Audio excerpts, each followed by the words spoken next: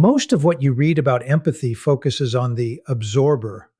This is the classic empath who acts like a sponge, soaking up the stress, sadness, or anger of everyone in the room until they are physically and mentally heavy with emotions that aren't even theirs. They get lost in the noise, drowning in the feelings of others until their own identity starts to blur. This is the version that textbooks describe, the one who ends up in therapy, perpetually burnt out and desperately needing to protect their energy. But there is a second, far more surgical type of empath that researchers and psychologists have struggled to pin down. This isn't the empath who gets swept away by the tide. It's the empath who stands on the shore and sees exactly where the current is coming from. While the classic empath mirrors and merges, the indigo empath watches and processes. You aren't just a passive recipient of emotional energy, you are an active decoder of it. When you walk into a room, you aren't just feeling things, you are analyzing them at a speed that feels like instinct. You don't just feel the heat of someone's anger, you instantly see the fear or the rejection that ignited it in the first place. Carl Jung, one of the fathers of psychology, called this the intuitive type. He was fascinated by individuals who possessed a depth of pattern recognition so profound it almost felt like psychic perception. He realized that for some, the primary way of moving through the world isn't through logic or basic senses, but through a constant, deep-level reading of the unspoken. Modern neuroscience is finally starting to catch up to what Jung observed nearly a century ago. We now know that the human brain contains mirror neuron systems and a quote-unquote default mode network responsible for social simulation. In most people, these systems run at a standard definition. But in the indigo empath, these systems are operating in 8K high resolution. Your brain is running continuous, unconscious simulations of other people's inner worlds. It's as if you have a separate processor dedicated entirely to mapping out the psychological history of everyone you meet. If you've always felt like your empathy operates on a frequency that no one else can even hear, this neurological overclocking is the reason why. Sign 1. You don't just feel emotions, you decode the why. For the average person, empathy is just emotional contagion. It's a simple reflex. Someone cries, and they feel a tug of sadness. Someone yells, and they feel their own chest tighten. It is reactive, automatic, and often shallow. But for you, the process is entirely different. When you encounter an emotion, it doesn't just hit you like a wave. It arrives like a massive, high-speed data download. You don't just sense that a colleague is grieving. You feel the heavy, dusty layers of that grief and realize it's connected to a loss they haven't spoken about in a decade. You aren't just guessing. Your nervous system is literally feeding you the context. This ability turns every social interaction into a deep dive investigation, even when you aren't trying to investigate. When a family member lashes out in anger, most people would get defensive or angry in return. You, however, feel the sharp sting of the shame hiding underneath their words. You see the insecurity they're trying to mask with volume. It's as if you have a backstage pass to the human psyche. Your nervous system accesses data points, micro-expressions, vocal shifts, and energetic wrongness that other people's systems simply aren't calibrated to collect. The result of this is both an incredible gift and a heavy burden. You often understand what someone is going through better than they understand it themselves. You see the wound beneath the behavior before they've even admitted they're hurt. This is why people might find you intense, or why you feel like you're constantly holding the truth for everyone else. You aren't just sensitive, you are a biological lie detector and a psychological profiler rolls into one. You are navigating the world with a map that shows the hidden tunnels and foundations, while everyone else is just looking at the surface of the buildings. Sign 2. Out of place, not broken. Think back to your earliest memories, all the way back to the playground or the family dinner table. You likely remember a persistent, nagging feeling that you were viewing the world through a different lens than everyone else. It wasn't that you were antisocial or that you didn't like people. It was simply that you were tuned to a frequency that no one else seemed to be receiving. While other children were occupied with the surface-level mechanics of play, you were observing the invisible dynamics of the room. You saw the flicker of sadness in a teacher's eyes while they smiled at the class. You felt the heavy, unspoken tension between your parents at dinner, even as they passed the salt and spoke about the weather as if everything were fine. To you, the pretend world that adults lived in felt bizarre and confusing. You wondered why people said things they didn't mean, and more importantly, why they meant things they never had the courage to say. For years, you might have interpreted this gap in perception as a personal flaw. Because you saw more than the social environment was designed to handle, you felt alienated. You might have been told you were too sensitive or overthinking it, which led you to believe that something was fundamentally broken inside of you. But the truth is the exact opposite. You aren't broken. You are operating at a much higher resolution than the world around you. Imagine trying to play a high-definition 8K video on an old boxy television from the 90s. The screen would glitch, the image would lag, and the hardware would overheat. That is what happens when an indigo empath tries to fit into a standard social environment. The environment simply doesn't have the bandwidth to match your depth. The moment you stop trying to lower your resolution just to make others comfortable, the glitching stops. You realize that your alienation wasn't a sign of failure, but a sign of a specialized architecture. When you finally embrace that high-definition perspective, you stop seeking validation from people who are literally incapable of seeing what you see. And that is the moment your entire life truly begins. Sign 3. The instant deception trigger. One of the most intense and often isolating parts of being an indigo empath is your relationship with the truth. You don't have to go looking for lies. They have a way of finding you. You don't need to be a cynic or a suspicious person for this to work. It is an involuntary biological response. Before your mind has even had a chance to process the words someone is saying, your body has already reached a verdict. It's a shadow detector that functions at a level far below conscious thought.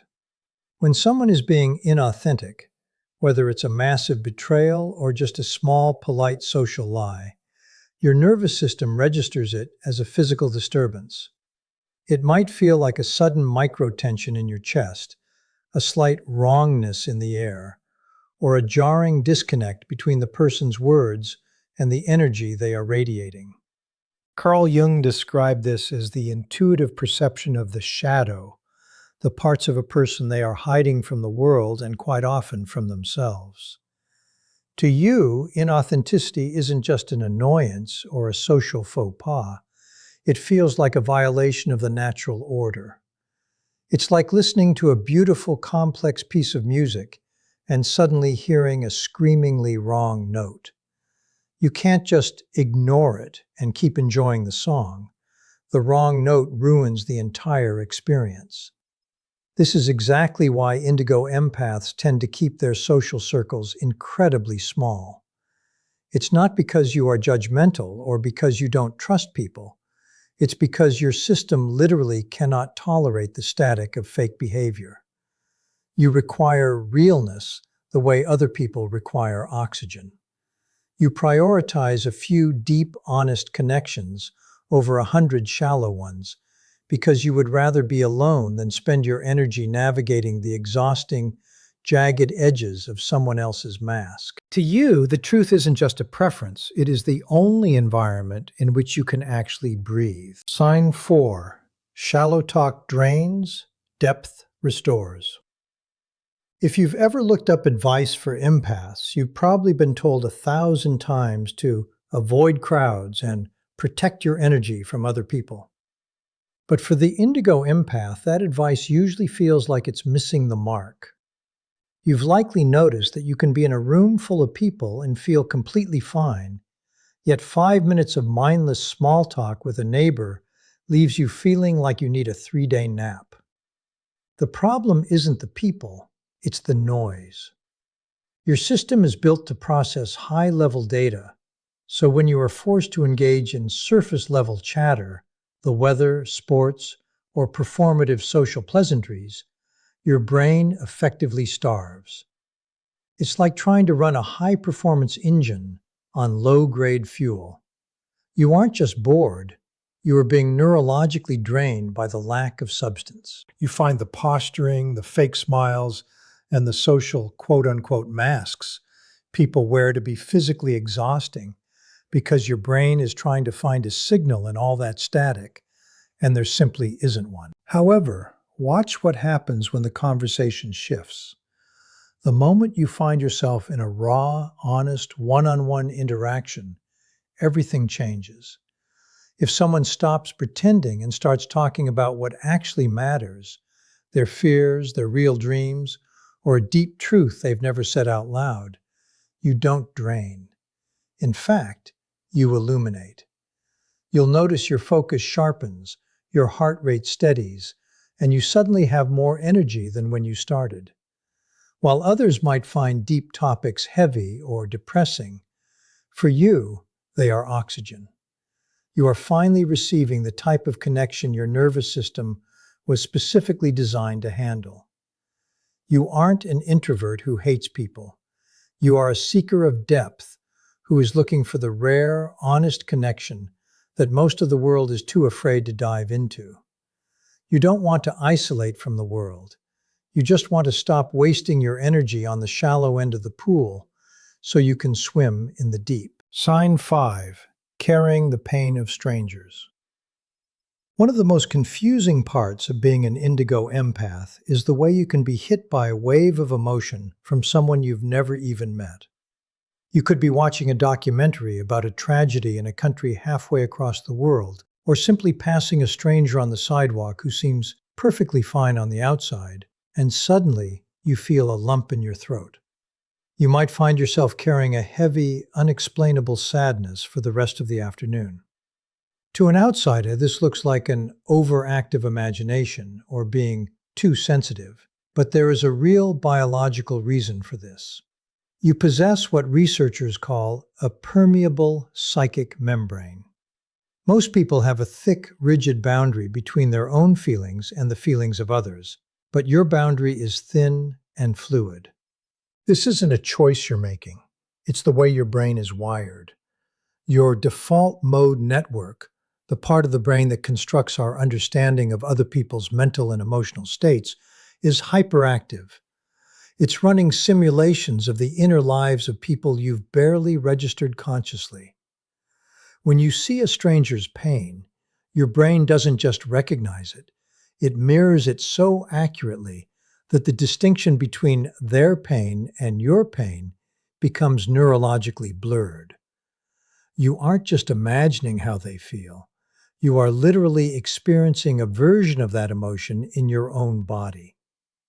The challenge you face isn't to stop feeling. That's impossible for someone with your architecture.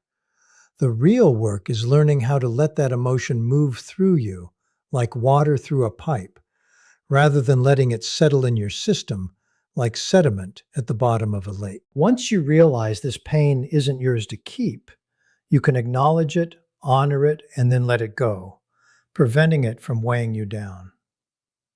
Sign 6. The too intense label.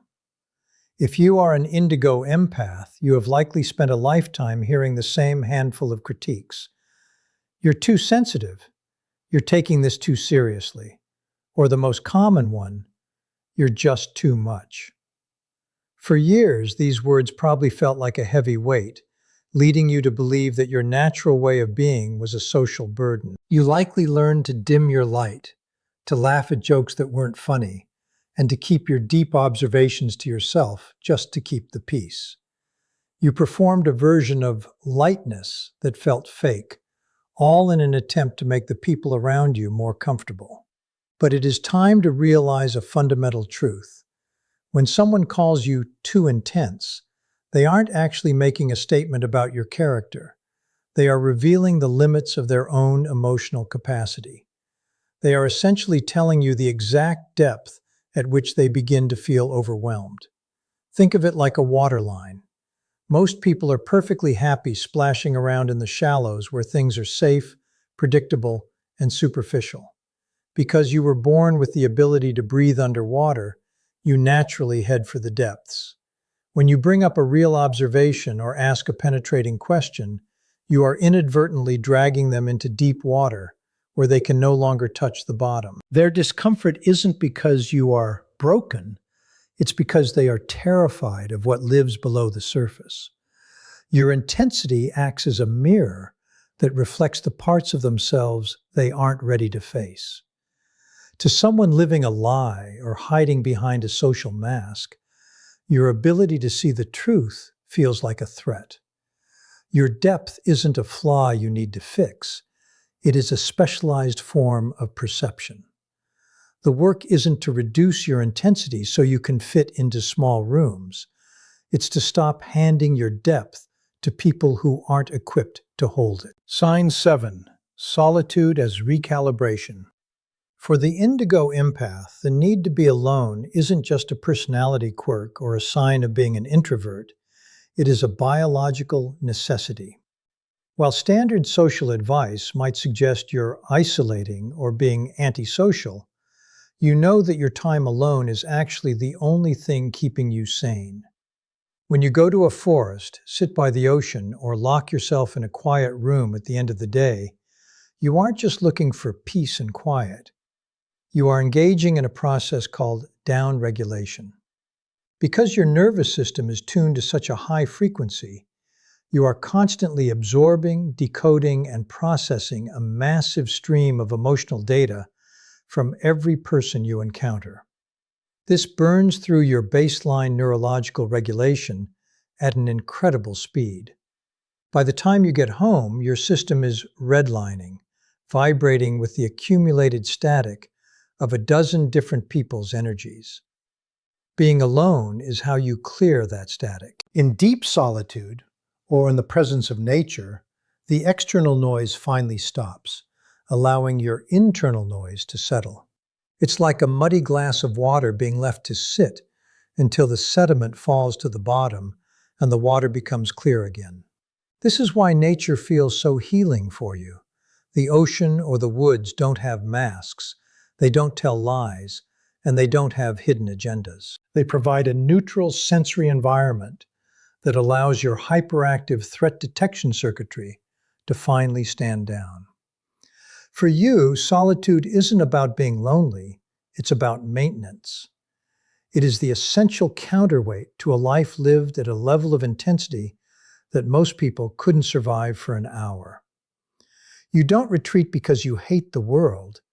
You retreat so that when you finally step back into it, you are calibrated, centered, and ready to use your gifts with precision instead of being overwhelmed by them. Sign 8. The weight of purpose. Deep inside, you have always carried a quiet, persistent sensation that your sensitivity isn't a random glitch in your personality. It doesn't feel like an accident or a burden you were cursed with for no reason. Instead, it feels directional. You've likely had this sense since you were young, a feeling that your ability to see through the masks, to feel the unspoken pain of a stranger, and to decode the hidden layers of a room was actually a specialized tool meant for something specific. This isn't about grandiosity. You aren't looking for fame, a massive platform, or a title. It is a vocation or a calling in the most ancient sense of the word. It is the realization that you carry a finely calibrated instrument, a psychological and emotional radar that was designed for work that requires absolute truth and immense depth. While others are satisfied with surface-level success, you feel a magnetic pull toward roles and situations where your unique ability to navigate the human psyche can actually make a difference. This weight of purpose is the reason you can't just turn it off and live a simple, shallow life. Your nervous system won't let you. When you try to ignore your intuition or settle for a life that doesn't use your gifts, you feel a profound sense of fiction, like a high-performance machine being used to do a job it was never meant for. You are beginning to realize that the very things that made you feel different or isolated are actually the credentials for your real work. Whether that work is in healing, creating, leading, or simply being the one person in a room who has the courage to speak the truth, your sensitivity is the engine behind it. You are starting to see that you were built with this specific architecture because the world desperately needs people who can go where others are too afraid to venture. Your purpose isn't something you have to invent. It's something you discover as you stop apologizing for the depth of your perception and start asking where that perception is needed most. If there is one thing you must take away from this, it is that the Indigo Empath does not heal by trying to become less sensitive. For years, you may have tried to toughen up, to grow a thicker skin, or to numb your responses so you could fit in with the average person. But you cannot heal by mutilating your greatest strength. You heal by becoming more intentional. You heal when you finally accept that your nervous system was not built for every room, every social circle, or every person. You are a high-resolution specialist in a world that often settles for low definition. You were built for the conversations, the connections, and the contributions that most people never reach simply because they weren't wired to go that far. Your depth isn't a liability. It is your primary asset. Stop apologizing for being too much. Stop shrinking yourself so that people with limited capacity don't feel intimidated by your presence. The problem was never your intensity. The problem was the environment you were trying to squeeze it into. The question you should be asking yourself moving forward isn't, how do I change? But rather, have I found the places and the people where too much is exactly what is needed? When you find your right environment, your sensitivity stops feeling like a wound and starts feeling like power. You haven't lost your way, and you certainly aren't broken. You've just been navigating without a map for a long time. Now that you know who you are, you can stop trying to survive the shallows and finally start masterfully navigating the depths you were born for.